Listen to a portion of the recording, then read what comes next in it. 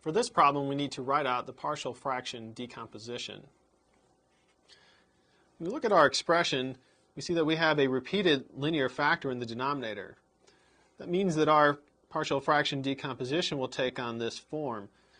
We'll get a divided by x plus 3, our linear factor, plus b divided by x plus 3 quantity squared.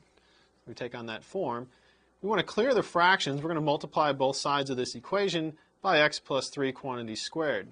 If we do that, we end up with the identity 3x plus 7 equals a times x plus 3 plus b.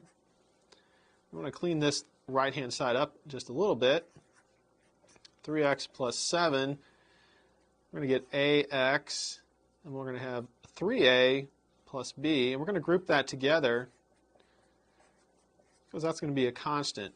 So here we have an x term and a constant term, and we also have an x term and a constant term on the other side. This is an identity, so what we're going to do is equate the coefficients from both sides. So we'll have 3 is equal to a, because 3 is the coefficient on x here, and it's the coefficient on x on this side. The constant on the left is 7, and our constant on the right is 3a plus b.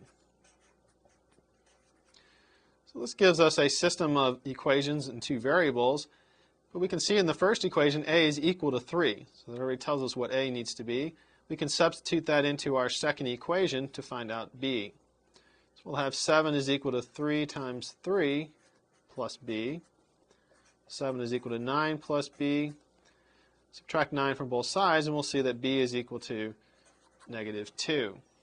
Since we know what a and b are, we can do our partial fraction decomposition. And we'll say that 3x plus 7 divided by x plus 3 quantity squared is equal to 3 divided by x plus 3 plus negative 2 divided by x plus 3 quantity squared.